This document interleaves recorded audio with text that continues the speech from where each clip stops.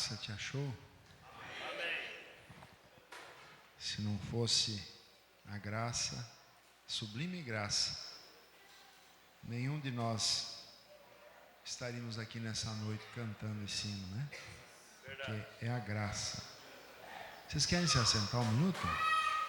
Vamos cantar um hino aqui, irmão Adelmo. Louva a Deus. Quem não sabe, o irmão Adelmo está morando em Erechim agora, né? Ele é cidadão erechinense. Ele não aguentou a saudade de vocês. Povo bom, né?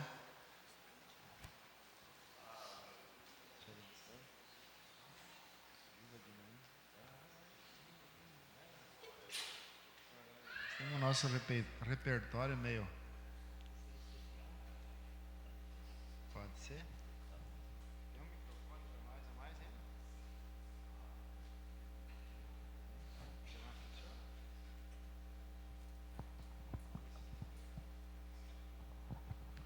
Que Deus abençoe os irmãos, amém? Vamos louvar o Senhor, né? Você é especial para Deus. Vamos louvar esse hino. Você é especial. Graças a Deus.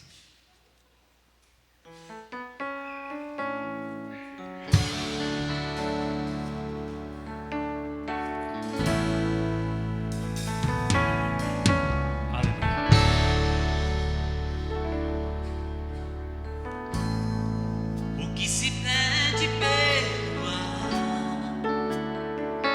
é folha e pó, o que não serve pra usar, vagueia só, isso eu já sei de cor. Você é mais sutil,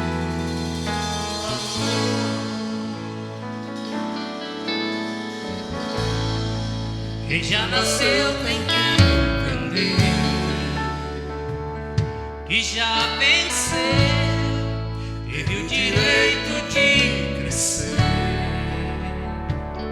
Aconteceu, isso eu já sei de cor. Você é vasto de valor.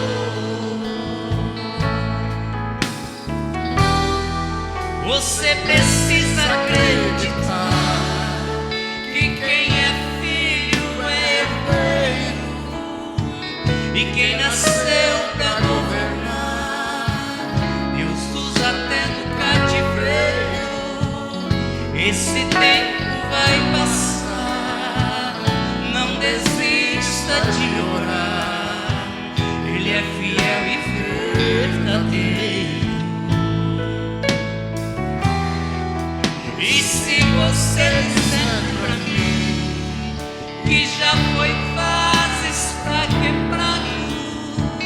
E por enquanto está assim, jogado nos cantos encostado, eu prefiro insistir que o oleiro está aqui pra mudar o seu estado. Você é especial. Quem te deu a vida, destruiu a forma, não fez outro igual. Você ainda não perdeu. Você não é folha, você é alguém no coração de Deus. Aleluia. Você é especial para Deus. A tal ponto dele dar a sua própria vida por você.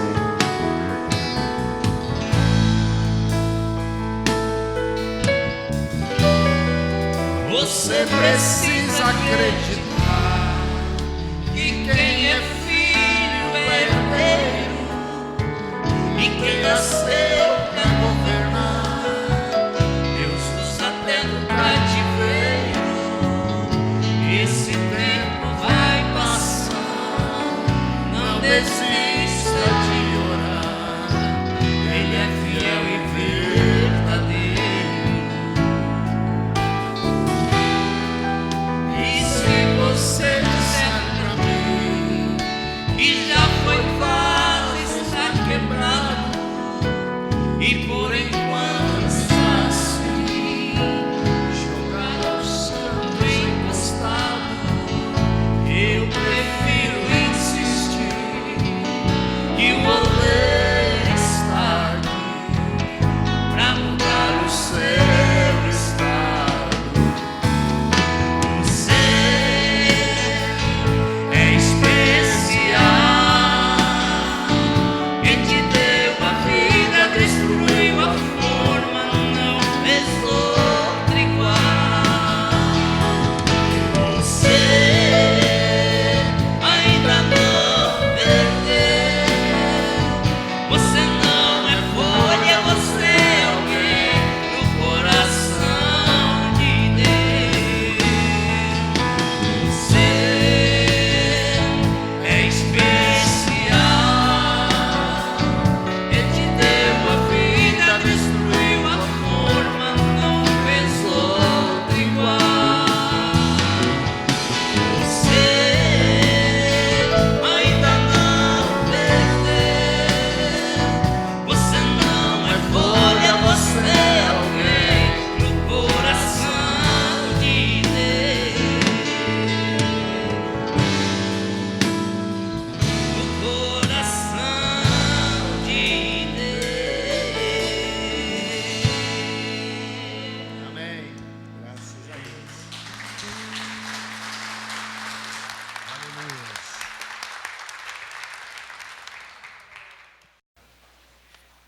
Lembrando que essa semana é semana de oração, né? E você venha na casa de Deus, venha orar. Orar quer dizer falar com Deus. Falar com Deus é o melhor remédio que existe para a sua alma. Falar com Deus, porque Ele é que nos consola, é o que nos cura, é o que nos liberta. Enfim, tudo que precisamos está concentrado em Deus. Amém? Gênesis capítulo 22, nós vamos ler essa escritura aqui. Uma escritura bem conhecida de todos, né? Gênesis capítulo 22.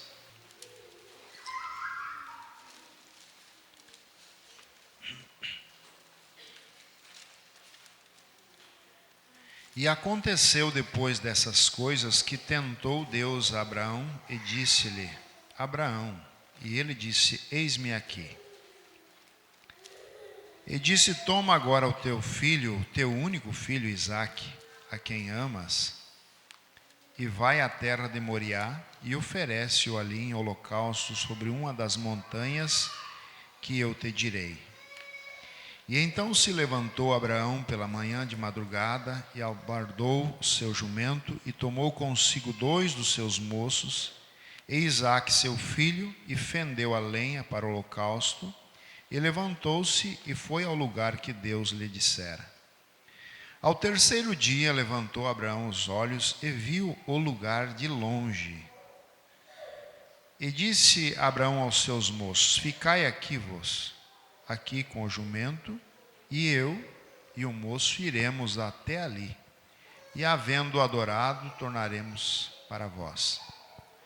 E tomou Abraão a lenha do holocausto, e pô-la sobre Isaque seu filho, e ele tomou o fogo e o cutelo na sua mão, e foram ambos juntos. Então falou Isaque a Abraão seu pai, e disse: meu pai. Ele disse: eis-me aqui, meu filho.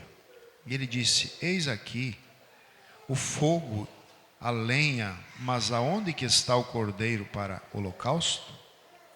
E disse a Abraão: Deus proverá para si o cordeiro para o holocausto, meu filho. E assim caminharam ambos juntos. E vieram ao lugar que Deus lhe dissera, e edificou Abraão ali um altar, e pôs em ordem a lenha, e o amarrou a Isaque seu filho, e o deitou sobre o altar em cima da lenha. E estendeu Abraão a sua mão, e tomou o cutelo para imolar o seu filho. Mas o anjo do Senhor lhe brandou desde o céu, e disse: Abraão, Abraão. E ele lhe disse: eis-me aqui. Então disse: não estendas a tua mão sobre o moço, e não lhes faça nada, porquanto agora sei que temes a Deus, e não me negaste o teu único filho. Amém. Vamos orar? Amado Deus, precioso Pai, aqui estamos mais uma vez agradecidos pela vida que concedeste a cada um de nós. E o Senhor sabe o motivo e objetivo de nós estarmos aqui. Nós não estamos aqui para nos vangloriar. Nós estamos aqui para dar glórias ao Senhor, que é digno de toda honra. E pedimos que nessa tarde teu grande Espírito Santo tenha todo o controle dessa audiência.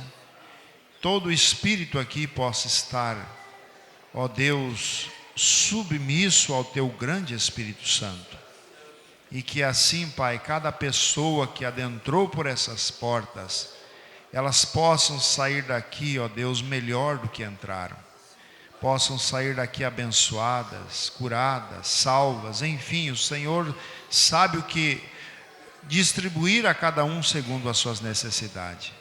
Toma esse pobre servo em tuas mãos e nos usa como instrumento, Pai. É o nosso pedido em nome de Jesus Cristo. Amém. Amém. Pode se assentar, irmãos.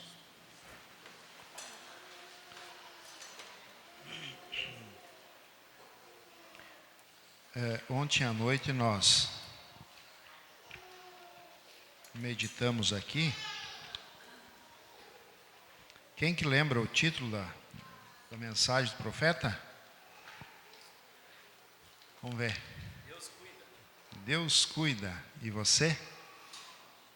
Deus cuida. E você? Vocês foram abençoados, irmãos? Amém. Hoje nós vamos falar aqui sobre submissão. Submissão. Submissão, eu estava lendo ali o significado, quer dizer condição de obedecer, sujeição, subordinação. Isso é o significado de submissão.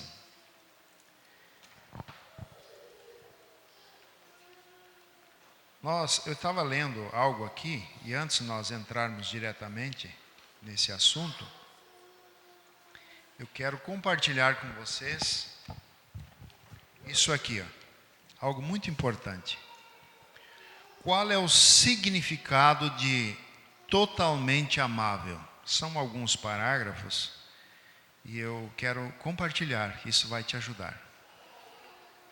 Consideremos essa excelente expressão e particularmente reflitamos no que está contido nela. E vocês descobrirão essa expressão totalmente amável. Primeiramente, isso inclui toda a desamabilidade e desagrabilidade de Jesus Cristo. Como um biblista disse há tempos atrás, não há nada nele que não seja amorável. As excelências de Jesus Cristo são perfeitas e exclusivas de todas as suas oposições. Não há nada de característica ou qualidade contrárias encontrada nele para contaminar ou desvalorizar a sua excelência. E então, nesse aspecto, Cristo infinitamente ele transcende a mais excelente e amável das coisas criadas. Qualquer que seja a amabilidade encontrada nelas, nada sem desagrado. As mais belas pinturas devem ter sombras. As mais raras e brilhantes pedras preciosas devem ter fundos escuros para realçar as suas belezas. A melhor criatura é apenas uma agridoce, na melhor das hipóteses. E se alguma coisa agradável, também há algo nela de azedo. Se uma pessoa tem cada habilidade, tanto inata quanto adquirida, para deleitar-nos ainda, assim também há alguma corrupção natural misturada a isso, para nos afastar. Mas não há nada assim em nosso amável Cristo. Suas excelências são pura e sem mistura. Ele é um oceano de mel sem uma gota de fel. Essa é a característica do Deus que nós servimos. Amém? Segundo, totalmente amável. Totalmente amável. Isto é, não há nada desamável encontrado nele. Às vezes, nossos pensamentos, eles refutam diante de circunstâncias de que Deus está fazendo algo de mal para nós, ou mesmo que nos desagrade. Mas tudo que Deus faz para você é bom. Mesmo as circunstâncias que você não goste, mas ainda aquilo é bom para você. Pois nós vamos ler na mensagem identificação que o profeta diz ali. Então tudo que há nele é totalmente amável. Como cada fulgor de Deus é precioso, assim cada coisa que há em Cristo é preciosa. Quem pode pesar a Cristo em um par de balança e dizer a vós qual é o seu valor?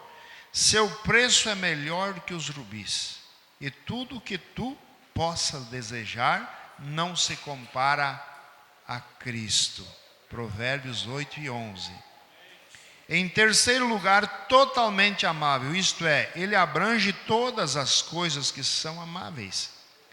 Ele sela a soma de toda a amabilidade, coisas que brilham como uma estrela solitária, como uma glória específica, todas se encontram em Cristo como uma gloriosa constelação. Isso está em Colossenses 1 e versículo 19. Porque foi do agrado do Pai, que toda a plenitude da divindade habitasse nele. Veja, tudo que era Deus habitou em Cristo. Lancem os seus olhos sobre todas as criaturas, sonde o universo, vocês observarão força em alguém, beleza em um segundo, fidelidade em um terceiro, sabedoria em um quarto, mas vocês não encontrarão excelência em todos eles, que exceda as de Cristo. O pão tem uma qualidade, a água outra, vestimentas outras, medicações outras, mas nenhuma tem todas elas em si mesmo, como Cristo as tem. Pois Ele é o tudo, Ele é o pão, Ele é a água para aquele que tem sede, Ele é o pão para o faminto, veste para aquele que está nu, cura para o ferido, e seja o que for que a alma possa desejar, tudo é encontrado nele, em Cristo Jesus. Vamos aplaudir a Ele? Aleluia!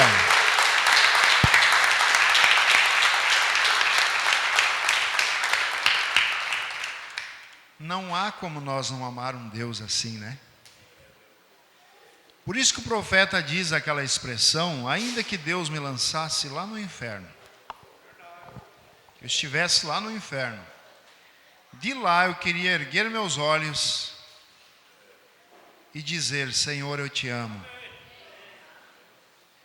Porque se houvesse um culpado de ele estar lá no inferno, não era Deus. Porque Deus fez todos os caminhos para que o homem pudesse estar juntinho dele, no gozo, estar desfrutando das coisas boas que Deus fez. Então, se há culpa, é no ser humano, mas não em Deus. Ninguém poderá acusar Deus e dizer: ó, o Senhor me jogou no inferno. Não. A pessoa, devido à sua condição de desobediência à palavra, é o que faz ele ir para um lugar chamado inferno. Se nós observarmos, irmãos, a origem de Satanás, vamos entrando no assunto aqui, submissão. A origem de Satanás, você vê, ele era alguém que tinha poder, tinha autoridade, era um anjo de luz. Olhando biblicamente, nós podemos dizer o anjo mais sobressalente na hierarquia de Deus, né? Um chefe no céu. Mas o que levou a ele se tornar a Satanás, a diabo, foi a falta de submissão a Deus. Porque a obediência, lembra que nós pregamos um dia aqui? Isso é conectado à obediência. A obediência, ela traz sempre para as pessoas, independente se ela é crente ou não é crente, ela traz resultados sempre positivos para a pessoa. Mas a insubmissão, a insubordinação, a desobediência, ela traz resultados catastróficos na vida das pessoas. Mas quando a pessoa ela é submissa a Deus, a sua palavra, ali está o segredo de uma pessoa ter sucesso com Deus. Porque o sucesso do cristão não é o sucesso do mundo. Alguns podem até pensar, né, que nós temos que brilhar como o mundo. O profeta estava lendo uma mensagem anterior e disse: o mundo brilha, o cristão ele encandece. É diferente de brilhar. É diferente de brilhar. O mundo brilha. Joias brilham, né? E o profeta chegou a mencionar, e a própria ciência nos diz, que o ouro em si ele não é tão brilhoso. E o que tem mais valor? Agora você pega uma bijuteria ali, ela brilha, brilha, brilha, mas e o valor dela? Né? Mas voltando aqui. Então o que fez com que Satanás fosse tirado da sua posição, fosse jogado do céu para a terra, foi a sua falta de submissão, submisso. E nós observando nessa escritura que nós lemos aqui, vamos parar um pouquinho, eu quero ir bem devagar aqui, para que possamos sair daqui abençoados nessa noite. Abraão é o nosso pai na fé, é isso que a Bíblia diz, né? Ele espera 25 anos por uma promessa, que Deus lhe daria um filho. Quando ele recebe o filho, Deus agora diz: me dá o filho. E não é simplesmente me dá o filho, mas de uma forma mais dolorida como nenhuma outra forma. era seu pai matar aquele filho como um cordeiro imolado ali. E nós podemos ver que Abraão, sendo obediente, ele era submisso à ordem de Deus.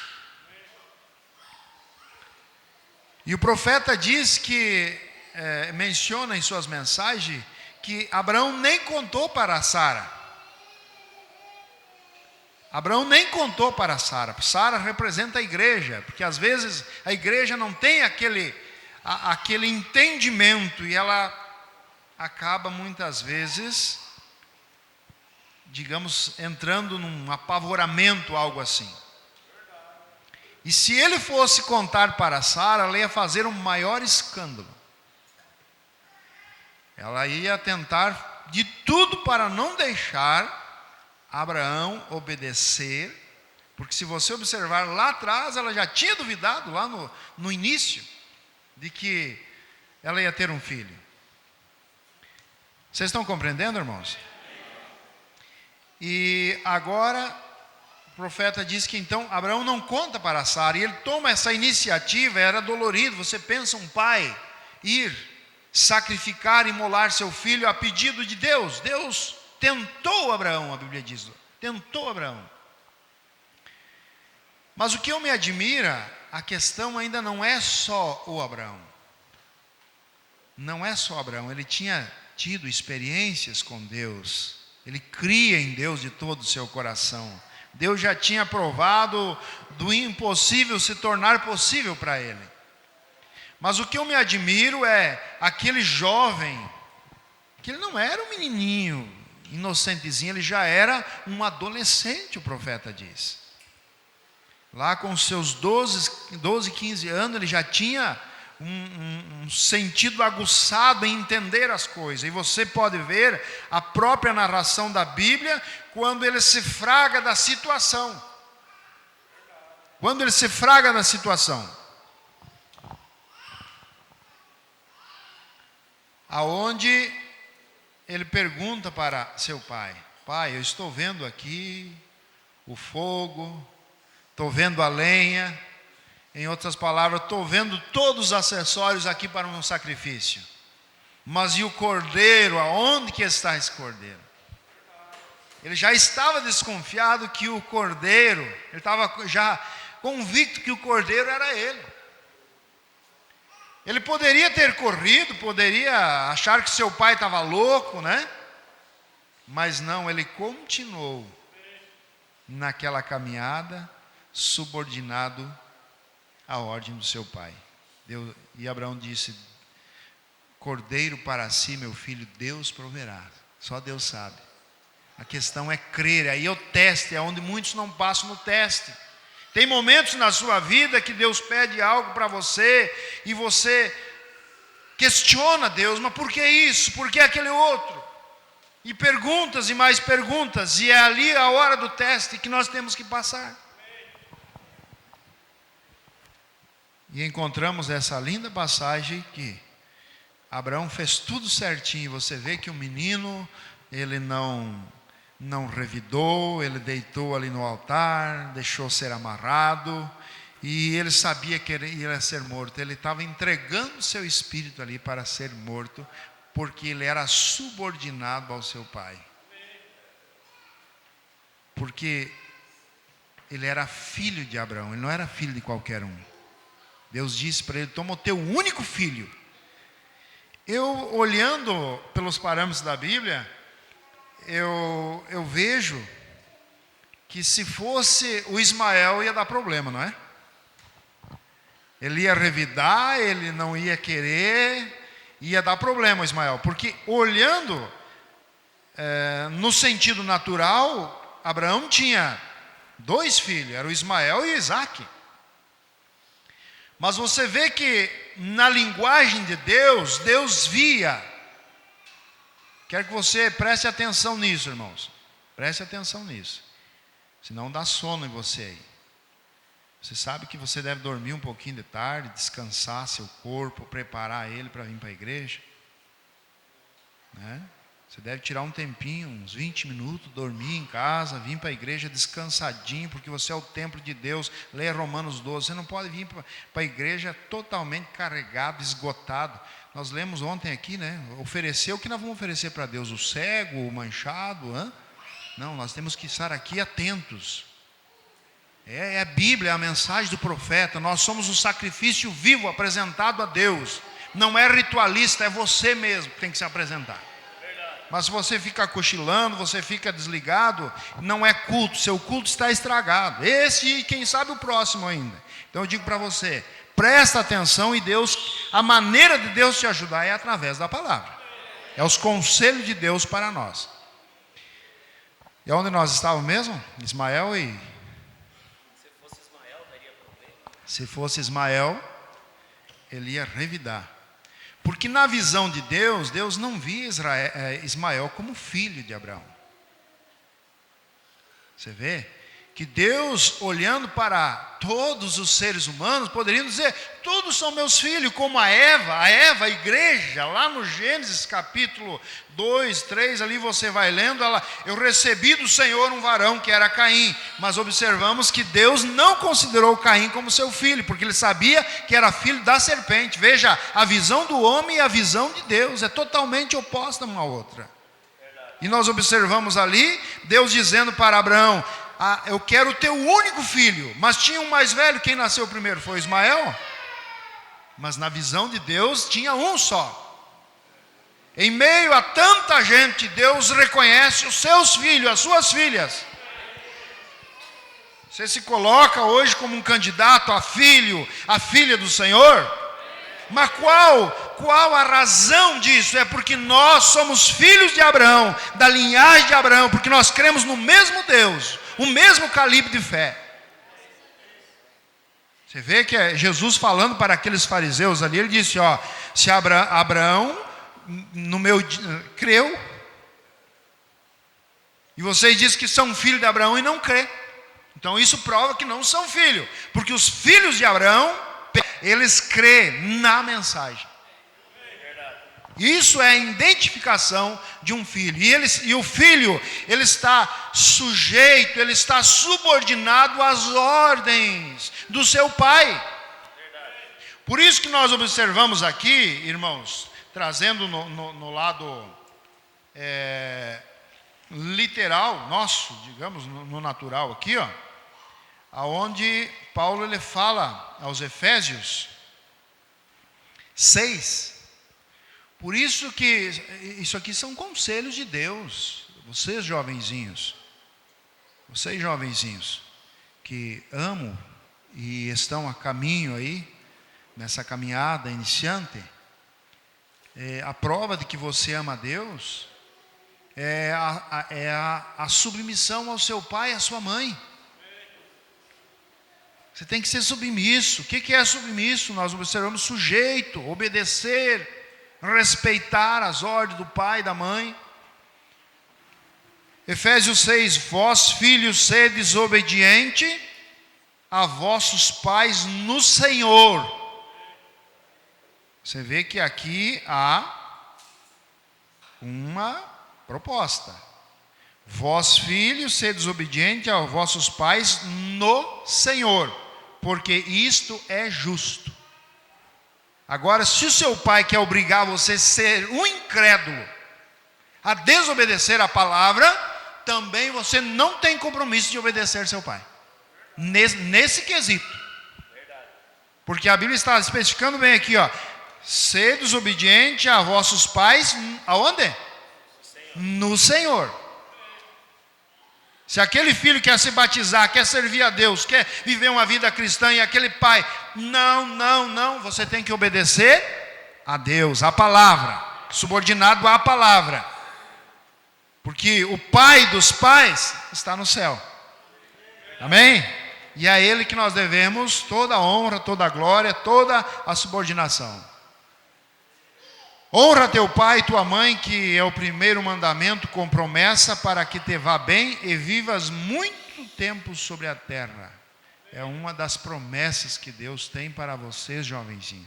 Quando vocês honram seu pai, obedecem à mãe, vocês estão ali, submisso à ordem deles, no Senhor, vocês vivem até mais, a vida de vocês é prolongada na face da terra.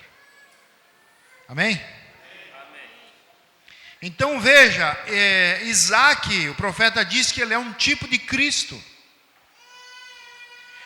Porque em Hebreus a Bíblia diz que ele foi obediente, foi sujeito, foi submisso até a morte. Mesmo porque Cristo não levaram ele, Jesus não foi para a cruz, as escuras levaram ele forçado, arrastado para a cruz, não sabendo o que ia ser feito. Não, bem antes ele já sabia tudo que ia ser feito, cada passo, cada movimento naquelas ruas de Jerusalém, ele já tinha falado antes.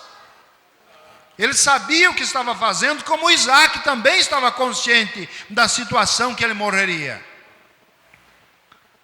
Mas nós observamos aqui que Cristo é o totalmente amável.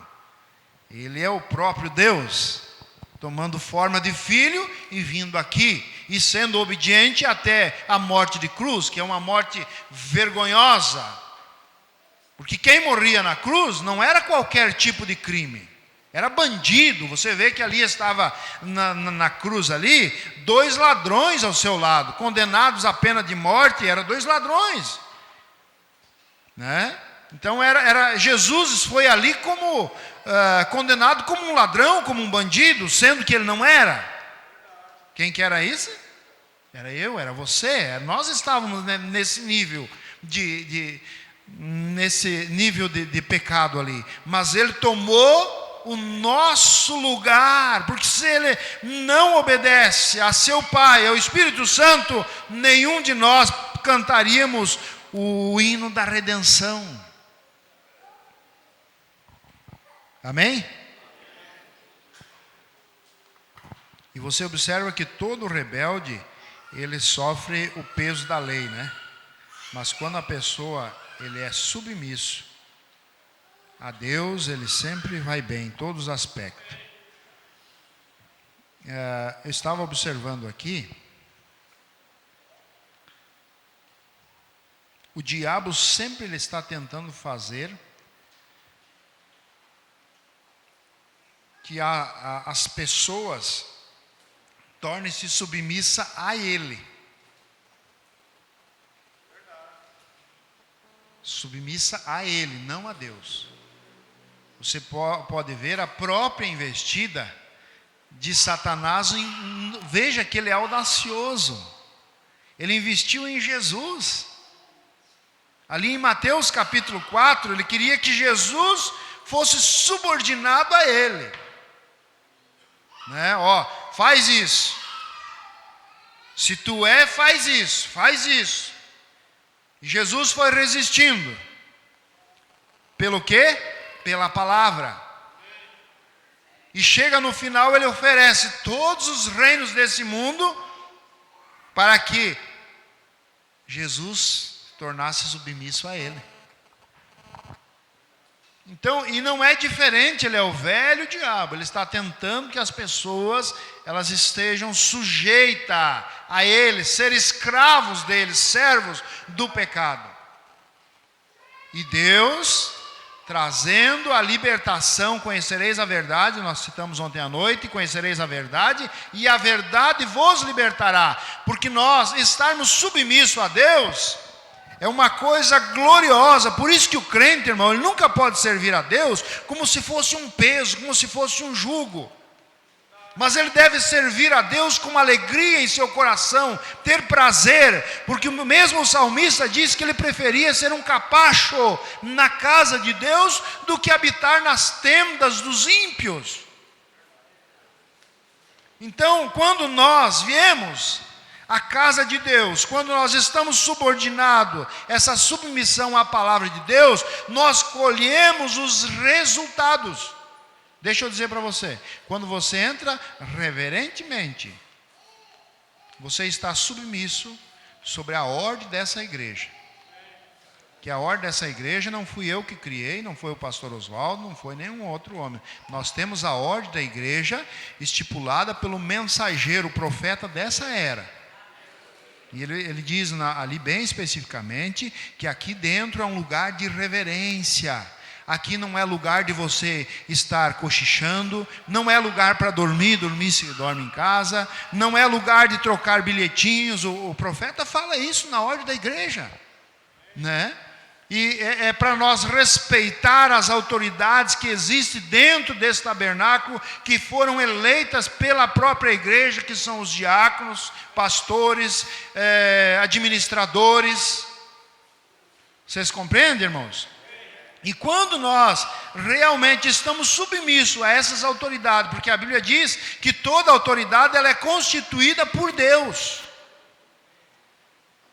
E exclusivamente quando se fala no campo espiritual, aí é diretamente, como a mensagem nos ensina. E daí o profeta ainda cita mais, que quando nós mantemos a ordem da igreja, porque manter a ordem da igreja também, irmãos, não é simplesmente só questão ambiente, porque a verdadeira igreja é cada um de vocês, é eu que tenho que manter a ordem nela, ela estar em ordem, submissa à perfeita vontade de Deus. E ali nós começamos a colher os resultados, porque esse totalmente amável que é Cristo, Ele vem, e quando Ele vem, Ele traz os benefícios que há nele, para a sua igreja, traz cura, traz libertação, traz perdão, traz salvação, traz alegria. Começamos, às vezes a pessoa vai na igreja, aquele culto estava pesado. Não era o culto que estava pesado, era a pessoa que estava fora do espírito, fora da ordem. E eu vou dizer uma coisa para ti: se há um tempo que o diabo coloca um espírito de inquietação nas pessoas, inquietação é o tempo que nós estamos vivendo agora. Você vê até os jovenzinhos diante de um filme, às vezes ali eles ficam 3 horas lá, assistem, ninguém vai no banheiro. Ninguém vai no banheiro, mas chega na igreja, dá uma vontade de ir no banheiro, dá uma vontade de sair, dá vontade de tomar um ar. É 1h30, no máximo 2 horas, irmãos. Isso é o quê? Insubordinação à ordem da igreja, porque realmente não é que não podemos ir no banheiro, não, podemos ir, mas em extrema necessidade, porque você começou o seu culto em casa. O profeta diz: você começou o seu culto em casa e você vem aqui como um adorador.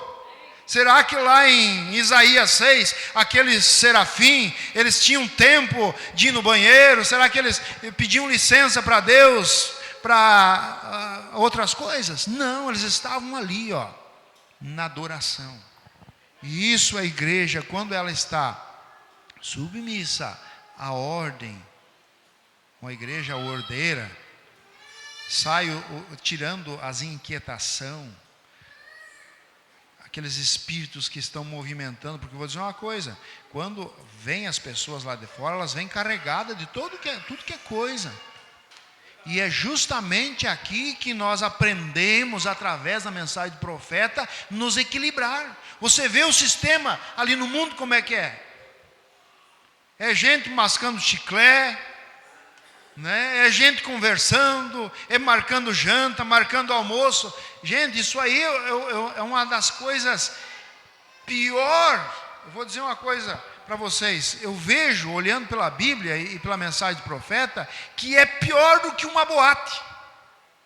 Porque lá na boate, justamente eles vão lá, é para aquilo. Vão dançar, curtir na carne, como eles falam lá, né? Agora, esse tipo de adoração ali, eles querem oferecer algo para Deus. E esse algo para Deus é tudo contaminado.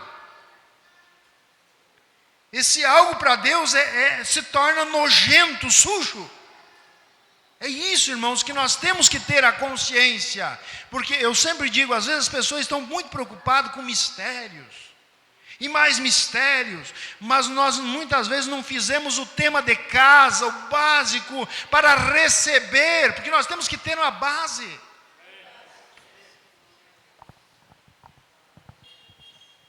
Nós temos que ter a base, e a base da igreja em si é estar submissa. reverentemente, no Espírito, adorando, cooperando em todos os aspectos. Amém? Porque o que acontece muitas vezes, as pessoas elas vão indo, e ela se encontra num estado chamado morbidez. O que é morbidez? Morbidez é quando a pessoa, é uma doença que dá nas pessoas, que elas perdem a sensibilidade. Você pode beliscar ela, você pode cutucar ela, ela perdeu o sentido da sensibilidade, ela não sente mais. E é isso no sentido espiritual que nós devemos lutar contra, não ficarmos em estados mórbidos, vivos na realidade, mas não, a palavra não mexe mais com ela, um louvor não edifica mais ela, nada, e daqui a pouco essa pessoa sai daquele estado de morbidez, e o diabo se aproveita, não é que sai, ele continua naquele estado de morbidez, mas o diabo coloca mais coisas. Daqui a pouco ele começa a virar-se, a Bíblia diz que os homens se tornariam queixosos, não é isso? Começa a se queixar de tudo. E vira murmurador. E daqui a pouco ele está num estado de descontentamento que nada serve para ele. Isso é morte. Morte espiritual. Olha o que o profeta diz aqui na mensagem, identificação. Perdi o papelzinho que marcava aqui, vamos ver se eu consigo achar aqui. Como que Deus trabalha com a sua igreja? Parágrafo 88. A palavra, mas é isso que nós estamos falando. Quando nós estamos ali, submissos, obedientes, reverentes, aí a palavra ela tem livre curso em nosso meio, a Bíblia diz. Não é simplesmente nos corredores, em nosso meio é penetrando entre juntas, medulas, entre a divisão do espírito e vai lá na alma, porque o que você está tratando aqui nessa noite, e cada culto que você vem, é a sua alma com a palavra de Deus. A palavra molda o caráter de Deus em nós.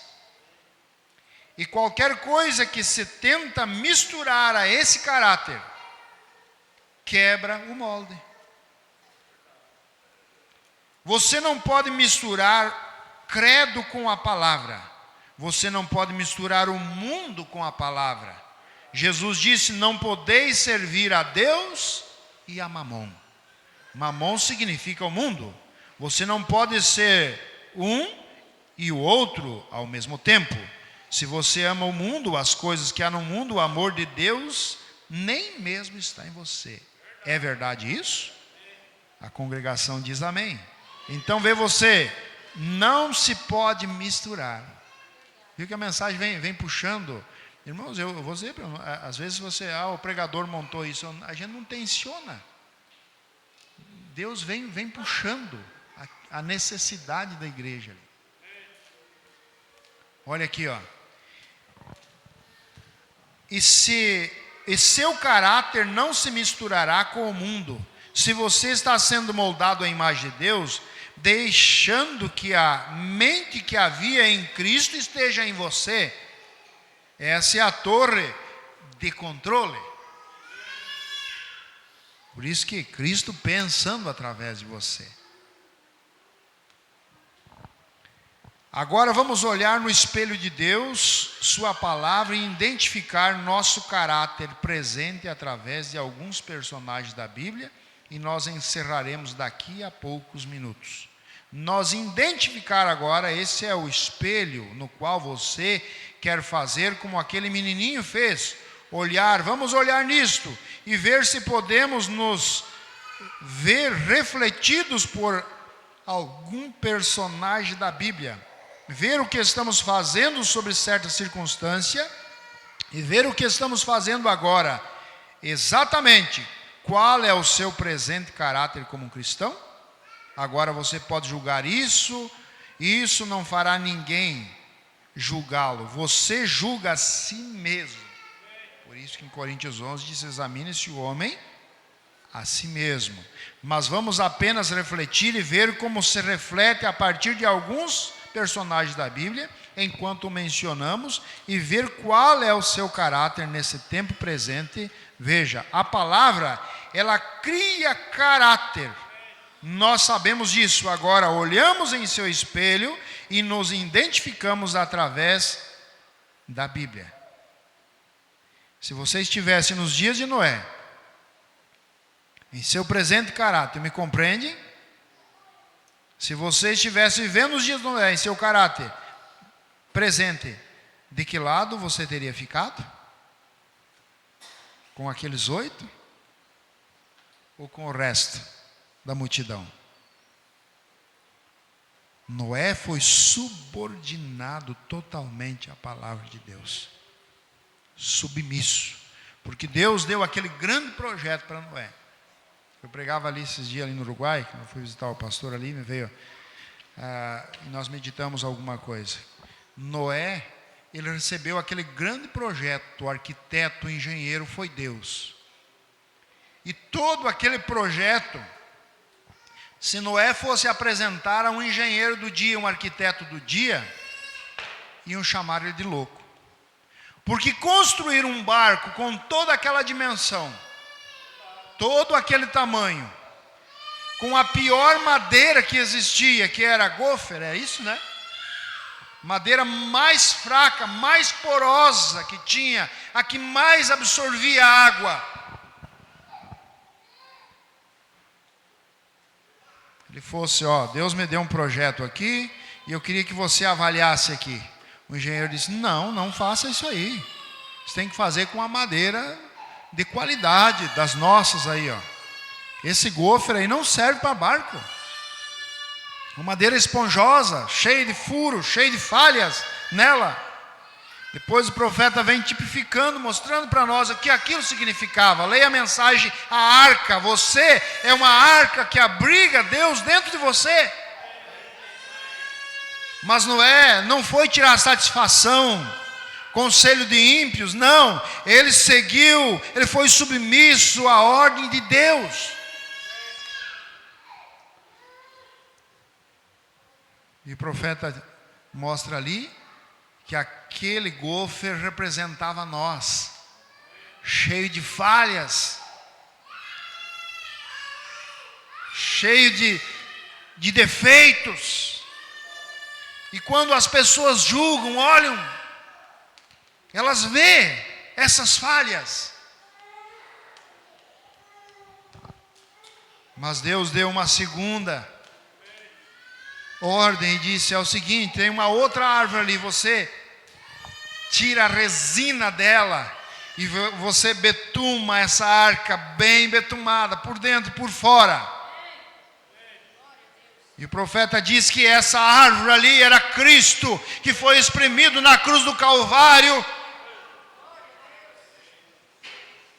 E hoje é colocado em você, betumando você, para que as coisas lá de fora, elas não possam infiltrar em você. É por isso que a mensagem, ela cada dia, ela está nos blindando, ela está nos moldando. Porque nós não podemos nem ser parecido com o sistema do mundo. Você não vem aqui para ouvir Ave Maria, crente aos padres, ou algumas palestras de melhoramentos,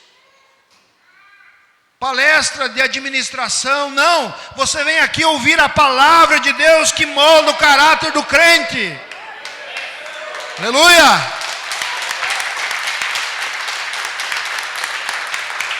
Porque simplesmente, se fosse para nós ouvirmos palestras motivacionais, nós temos um mundo cheio de palestras motivacionais.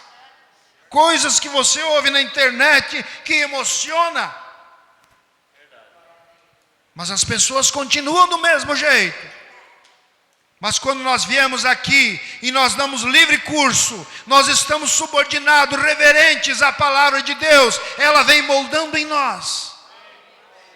Ela vem transformando nossa mente, como o Paulo falou, que a nossa mente ela tem que ser renovada, transformada. Aqueles pensamentos, aquelas ideias, aqueles quadros, eles vão sendo dissolvidos e ali vem os pensamentos de Deus.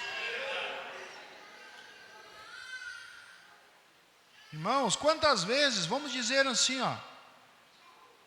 vamos falar como o arraial. Quantas vezes, às vezes a pessoa até vem na semana com pensamento de desistir, de parar. Eu não aguento mais, a pressão é tão grande. Mas o Espírito Santo falando dentro de você, vai ouvir a palavra, vai ouvir a palavra. E você vem aqui e a mensagem trabalha, a mensagem vai moldando. E você sai daqui não como um desistente, mas como um vencedor, querendo lutar, querendo vencer. Porque é a palavra que faz esse trabalho.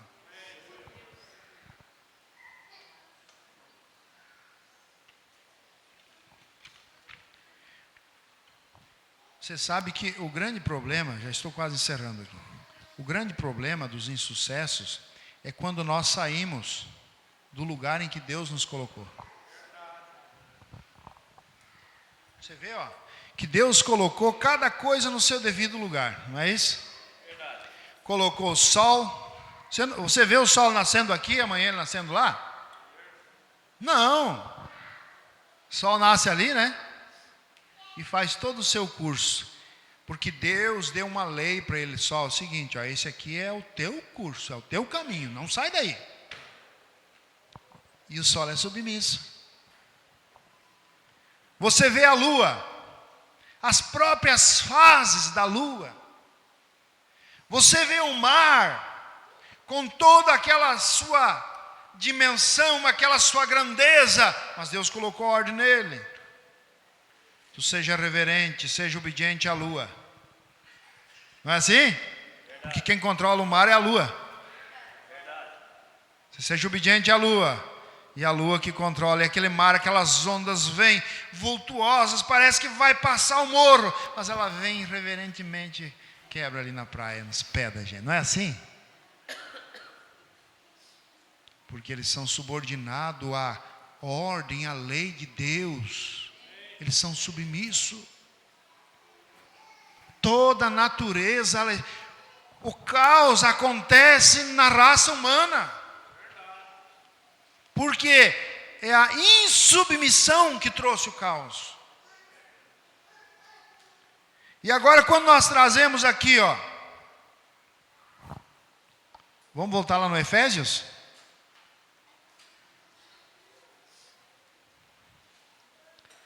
Efésios 5 e 22. Irmãos, irmãs, isso aqui é a Bíblia. É a que molda o teu caráter. Porque a questão não é só ouvir. A questão, o profeta diz, é ouvir, reconhecer que é verdade e agir. Isso é moldar caráter. Porque a pessoa pode ouvir, como eu falei antes, num estado mórbido, mas não sente nada, não sai dali do mesmo modo que chegou. Mas quando nós se tornamos sensíveis ao Espírito Santo, porque o Espírito Santo ele causa no crente uma sensibilidade. Vocês estão observando aí? Efésios 5 e 22. Vós, os deveres domésticos. Os deveres domésticos. Doméstico é do dia a dia aí, Vós, mulheres, sujeitai aos vossos maridos como ao Senhor. Mas daí sabe quando que dá o problema? Quando a mulher não é submissa ao marido. Quando a mulher sai da sua posição como uma dama.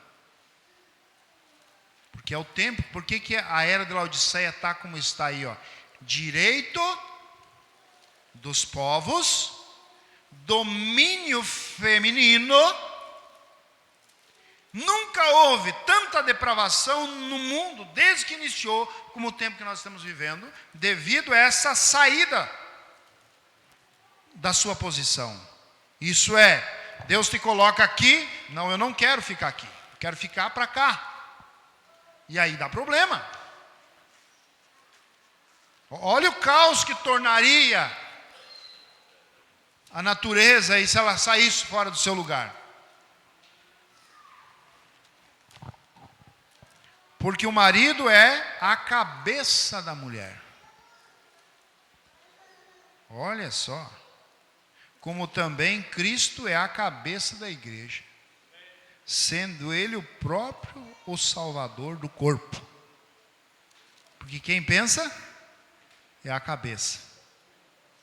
Mas também, vamos falar a verdade, tem cabeça que pensa pouco. Tem cabeça também que pensa pouco, né? Às vezes o pescoço tem que dar uma girada mesmo, né? É por isso, irmão, a pessoa diz, eu não tenho estudo, eu não tenho segundo grau, eu não tenho faculdade. Gente, a maior faculdade que existe está aqui, Porque aqui ensina a ser um bom marido, ser uma verdadeira mulher na sua posição, ensinou os filhos a ser filho. Você vê que lá na faculdade nem ensina isso aí. Corrompem ainda os bons costumes, como a Bíblia diz. Aqui ensina você a ser um bom patrão, respeitar o seu empregado, valorizar ele. Ensina você a ser um bom servo, um bom empregado. Nessa mensagem aqui, a identificação, ele diz assim, se todos se identificassem como Cristo, poderia fechar as delegacias, não tinha nenhum policial na rua aí, nem hospital não teria mais, terminava os problemas da sociedade, se identificando com Cristo, porque Ele é perfeito. Mas vamos em frente aqui, né?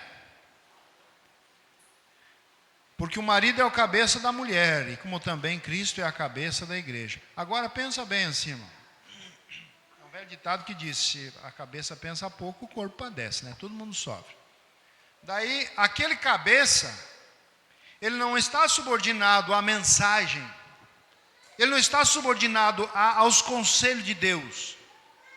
Ele faz como vem lá das contas, entendeu? Ele coloca em prática aquilo que ele imagina, que a sua imaginação não funciona. Como nós falamos ontem à noite, às vezes tem algo que ele poderia ir no ministério pedir um conselho, ir num irmão de calibre, de fé, pedir uma palavra, porque um verdadeiro filho de Deus não vai aconselhar o outro para o mal, não é assim? Te admiro, modão. Modão, qualquer coisa ele... O que acha? Não é que ele tem que seguir a tudo, não, mas ele pede uma opinião. Não é assim, irmão? Vocês estão entendendo, irmãos? Isso aqui são as coisas cotidianas que se nós colocamos em prática, nós não erramos o alvo, nós só acertamos. E daí ele vai lá e pede o conselho para um ímpio. Uma vez tinha um irmão, ele ia fazer brique de carro, negócio de carro. Ele não pedia um conselho para ninguém, dos da fé. Ele ia lá se aconselhar com os ímpios. E o ímpio queria empurrar o carro, ele sempre estava lascado. Sempre o carro na rua, quebrado, porque o ímpio dizia, não, mas esses pistão aí são cromados de ouro, e são as bronzinas não sei do que lá, e ele acreditava, confiava no ímpio. E aí? Sendo que o salmista diz lá no Salmo, capítulo 1, bem-aventurado o homem que não anda segundo o conselho dos ímpios.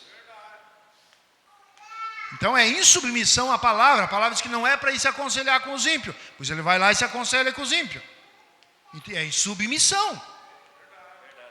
Se nós temos os conselhos de Deus, temos a mensagem do profeta, temos o ministério, Temos pessoas de calibre que têm altura, nível para dar. É a verdade isso aqui ou não é, irmãos? De sorte que assim como a igreja está sujeita, que é o quê? Submissa a Cristo, assim também as mulheres estejam sujeitas, em tudo sujeita aos seus maridos, em tudo. O mal da era, irmãos, nós temos que cuidar, porque às vezes nós misturamos. Nós estamos na como é que se fala? Os números, cronologia, né? É isso? Da era. Mas nós não somos laodiceianos. Nós não temos costume dos laodiceianos. É diferente. Totalmente diferente. Nós não somos laodiceanos. É como uma garrafa no oceano. Você está no oceano, mas o oceano não está dentro de você. E olha aqui, ó. Vós, marido. Ah, mas é só para as irmãs agora? Não, tem os maridos também.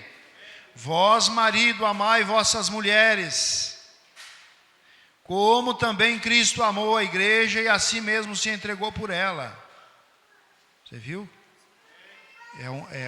É um conselho de Deus, que os maridos devam amar vossas mulheres, honrá-las, respeitá-las.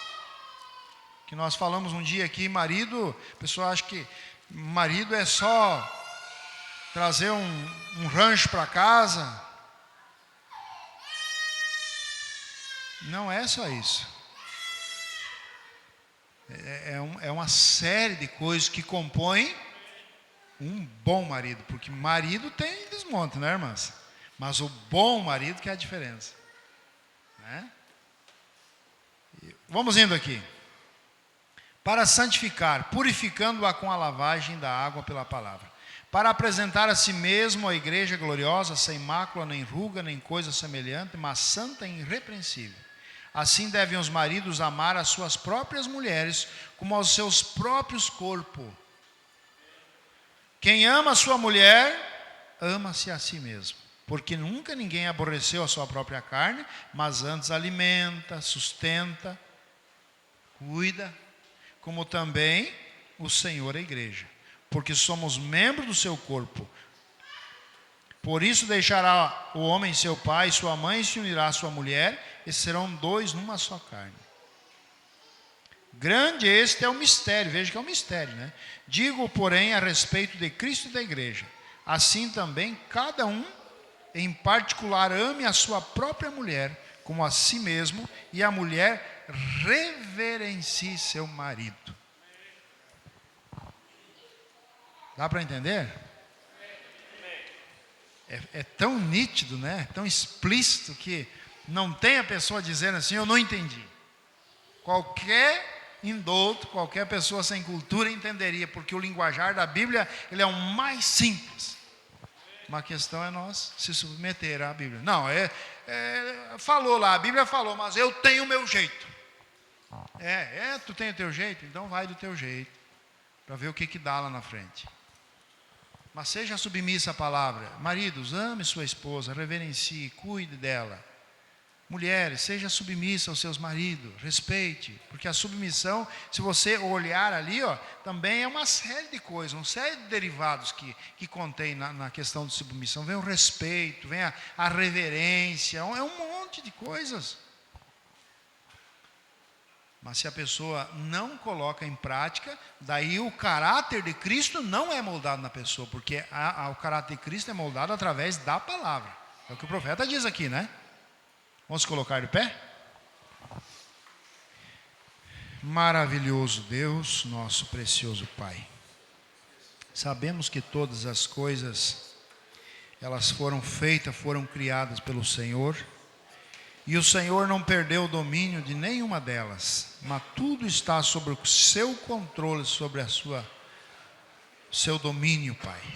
Teu profeta diz que nem mesmo uma folha de uma árvore ela cai no chão sem que haja uma permissão do Senhor. Nem mesmo um fio de cabelo ele cai das nossas cabeças sem que haja uma permissão do Senhor. Por isso, Pai, nós pedimos nessa noite que o seu grande Espírito Santo molde